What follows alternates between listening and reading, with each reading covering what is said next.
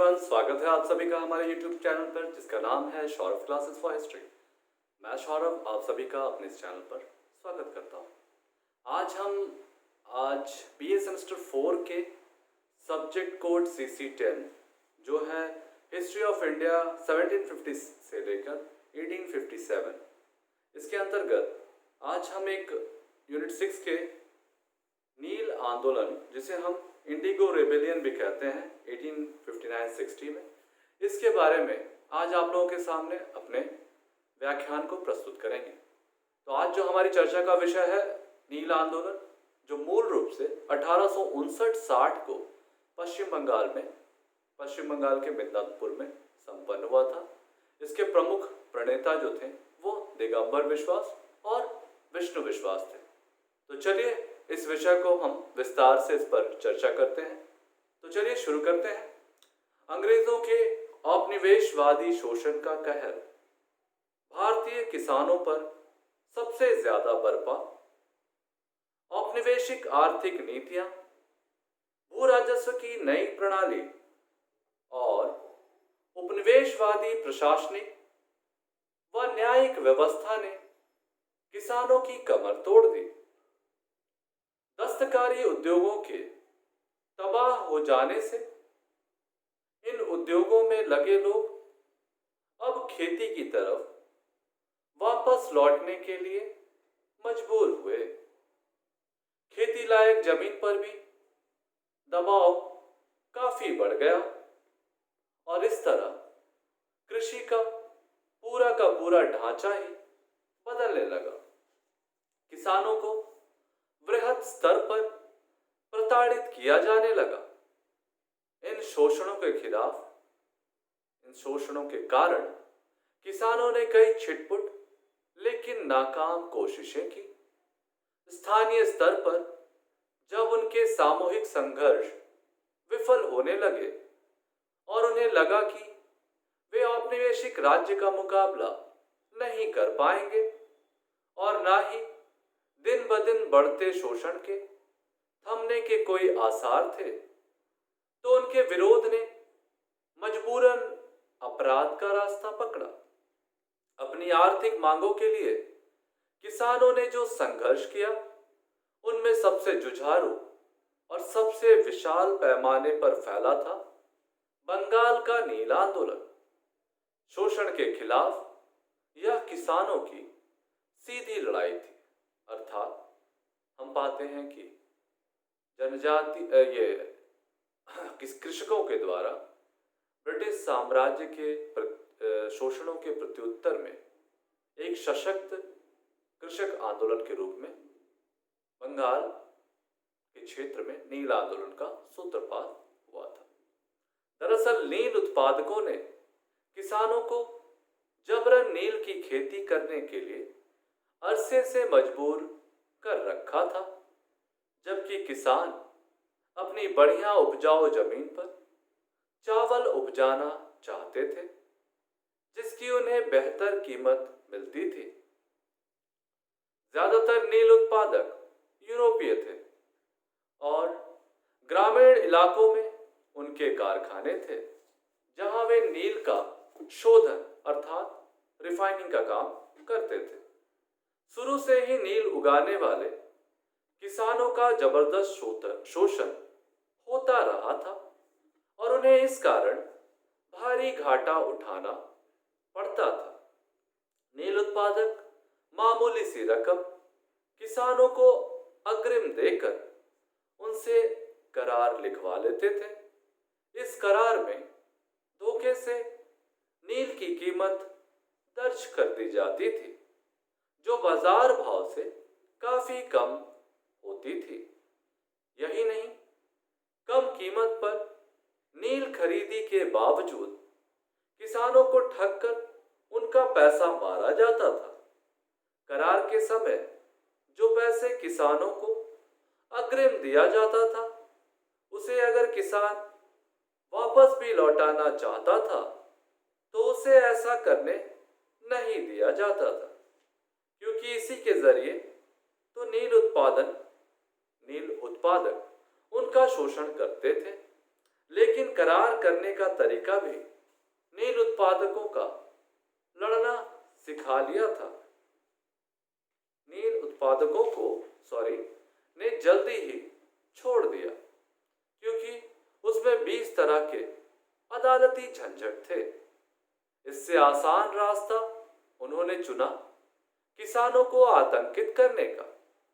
वे अपने लठैतों द्वारा किसानों का अपहरण कर, उन्हें कोड़े मारकर, उनके बच्चों औरतों की पिटाई कर, लूटपाट कर, घर की खड़ी फसल जलाकर और ऐसे ही दूसरे अत्याचार कर उन्हें नील उगाने पर मजबूर करने लगे। उत्पादकों को कानून का डर भी नहीं था। आमतौर पर सभी मैजिस्ट्रेट यूरोपीय हुआ करते थे, इसलिए उनके फैसले भी प्रायः उत्पादकों के पक्ष में ही थे। न्यायपालिका की हालत यह थी कि 1857 में 20वीं में 29 नील उत्पादकों और एक जमींदार को ऑनरेरी मैजिस्ट्रेट नियुक्त किया गया था। तभी से लोग कहने लगे थे, जो रक्षक है वही भक्षक। 1859 के मध्य में बंगाल के नील किसानों को जब यह लगा कि इस मामले में सरकार शायद अब उनका साथ नहीं देने वाली है, तो उनके असंतोषों में उबाल आ गया। हुआ यह था कि कलारोवा के डिप्टी मैजिस्ट्रेट हेम चंद्राकर से एक सरकारी आदेश पढ़ने में जरा सी चूक हो गई और उन्होंने अगस्त 1859 को पुलिस के नाम फरमान जारी कर दिया कि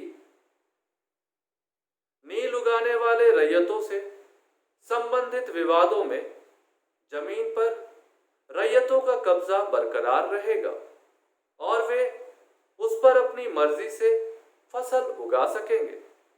पुलिस की यह जिम्मेदारी है कि कोई नील उत्पादक या अन्य कोई व्यक्ति रैयतों के मामले में हस्तक्षेप ना करने पाए। चंद्राकर की यह घोषणा सारे बंगाल में आग की तरह फैल गई। किसानों को लगा कि अरसे से चले आ रहे शोषण के खात्मे का वक्त आ गया है। उन्होंने शुरू में शांतिपूर्ण तरीके से संघर्ष चलाया। अधिकारियों के पास कई अर्जियां भेजी गई और प्रदर्शन किए गए, लेकिन जब इनका कोई असर नहीं पड़ा तो सितंबर 1859 को गुस्सा भड़क उठा। शुरुआत नादिया जिले के गोविंदपुर गांव से हुई। एक नील उत्पादक के 2 भूतपूर्व कर्मचारियों दिगंबर विश्वास और विष्णु विश्वास के नेतृत्व में वहां के किसान एकजुट हुए और उन्होंने नील की खेती बंद कर दी। 13 सितंबर को नील उत्पादक ने करीब 100 लठैतों को गोविंदपुर भेजा। इन लठैतों ने गांव पर हमला कर दिया। लाठियों और भालों से लैस किसानों ने इस हमले को नाकाम कर दिया। यह आग दूसरे क्षेत्र में तेजी से फैली। किसानों ने कई जगह पर उत्पादकों से अग्रिम लेने, करार करने और नील उगाने से इनकार कर दिया।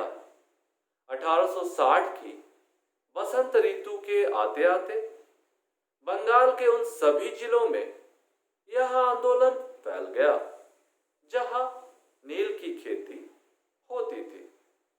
किसान एकजुट होकर एक गांव से लठौतों के आतंक को खत्म करते हुए एक एक कर नील कारखानों पर उनके आक्रमण तेज होते चले गए।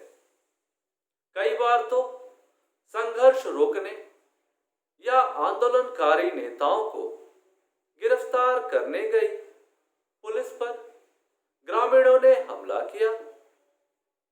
उत्पादकों ने नया तरीका अपनाया। उन्होंने किसानों को धमकी दी कि अपनी जमींदारी अधिकारों का इस्तेमाल करके वे विद्रोही किसानों से जमीन छीन लेंगे या उनका लगान बढ़ा देंगे। इसके जवाब में रैयतों ने लगान चुकाना ही बंद कर दिया। अब तक रैयतों ने अपने अधिकार के लिए कानूनी ढंग से भी लड़ना सीख लिया था। उनके खिलाफ दायर किए गए मुकदमे लड़ने के लिए उन्होंने पैसे जुटाए। यही नहीं, उत्पादकों के खिलाफ मुकदमे भी उन्होंने दायर किए। उत्पादकों के नौकरी का सामाजिक बहिष्कार भी उन्होंने शुरू किया ताकि वे नौकरी छोड़ दे। इस एकजुट प्रतिरोध को उत्पादक झेल नहीं पाए। धीरे धीरे अपने नील कारखाने बंद करने शुरू कर दिए। 1860 ईस्वी के अंत तक बंगाल में नील की खेती पूरी तरह से खत्म हो गई। नील आंदोलन की सफलता का सबसे प्रमुख कारण यह था कि रैयतों ने पूरे अनुशासन, एकजुटता, सहयोग के बूते यह लड़ाई लड़ी थी। आंदोलन के नारे और भागीदारी में सभी स्तरों पर हिंदू मुस्लिम किसानों ने कंधे से कंधा मिलाकर काम किया। थोड़ी अच्छी आर्थिक स्थिति वाले रैयतों ने इस आंदोलन का नेतृत्व भी किया। कुछ मामलों में तो छोटे जमींदार, महाजन और उत्पादकों के भूतपूर्व कर्मचारियों ने भी आंदोलनों का नेतृत्व किया। नील आंदोलन की एक खास बात यह रही कि बंगाल के उस समय के बुद्धिजीवियों ने भी इसमें सक्रिय भूमिका निभाई और संघर्षरत किसानों के समर्थन में सशक्त अभियान चलाया। अखबारों में लेख लिखकर, जनसभाएं आयोजित करके, किसानों के समर्थन में ज्ञापन जारी कर बुद्धिजीवियों ने इस लड़ाई को तेज किया और उसके समर्थन में माहौल बनाया। हिंदू पैट्रियोटिक के संपादक हरिश्चंद्र मुखर्जी ने तो इस आंदोलन में काफी काम किया। किसानों के शोषण, सरकारी अधिकारियों के पक्षपात और इसके विरुद्ध विभिन्न स्थानों पर चल रहे किसानों के संघर्ष के बारे में उन्होंने अखबार में लगातार खबरें छापी। इस समस्या के बारे में उन्हें खुद भी गहरी जानकारी थी। उन्होंने खुद कई लेख लिखे। इस समस्या को एक ऊंचे राजनीतिक धरातल पर पेश किया। इसी सिलसिले में दीनबंधु मित्र ने के नाटक नील दर्पण का उल्लेख भी किया जा सकता है, जिसमें किसानों के शोषण को बारीकी से उभारा गया था।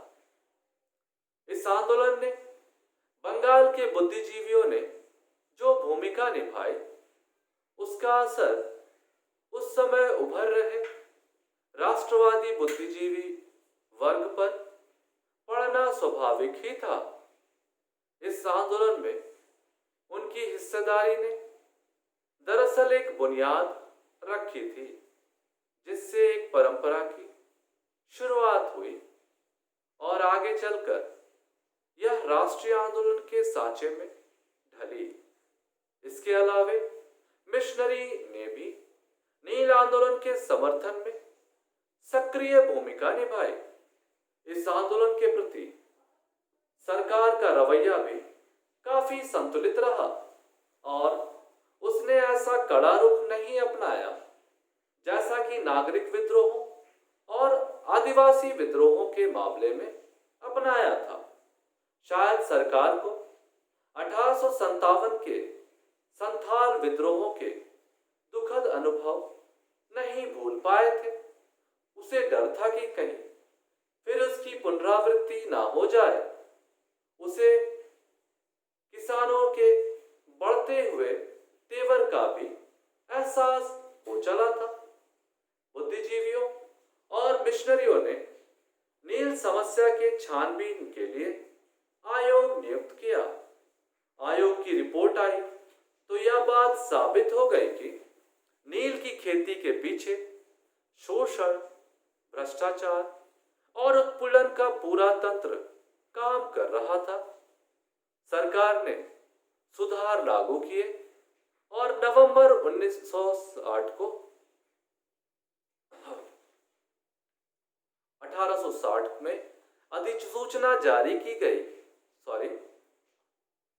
सरकार ने सुधार लागू किए और नवंबर 1860 में यह अधिसूचना जारी की गई कि किसी भी रैयत को नील की खेती के लिए मजबूर नहीं किया जा सकता और सारे विवादों का निपटारा कानूनी ढंग से होगा। लेकिन तब तक उत्पादक ही अपने कारखाने समेटने लगे थे, क्योंकि उन्हें मालूम था कि जोर जबरदस्ती, धोखाधड़ी और शोषण के बिना अब वे पहले की तरह अंधाधुंध कमाई नहीं कर पाएंगे। इस तरह से इस आंदोलन का पटाक्षेप हुआ और यह आंदोलन समाप्त हो गया। तो कुल मिलाकर हमने देखा कि नील आंदोलन कृषकों के द्वारा प्रारंभ की गई एक सशक्त आंदोलन थी। इस आंदोलन में उन्होंने दिगंबर विश्वास और विष्णु विश्वास नामक सरकारी कर्मचारियों के सहयोग से और उनके नेतृत्व से इस आंदोलन की सूत्रपात की और उन्होंने एक संगठित एकता और अनुशासन का परिचय देते हुए इस आंदोलन को सफलता की ऊंचाइयों तक पहुंचाया और उन पर शोषण करने वाले नील उत्पादकों को इसका खामियाजा उठाना पड़ा और 1860 नवंबर तक वे इन्होंने अपनी सारी की सारी नील कारखानों को समेटने का कार्य संपादित किया। इस तरह से यह आंदोलन पूरी तरह से सफल माना जाता है। हम अपने इस विषय को यहाँ समाप्त करेंगे।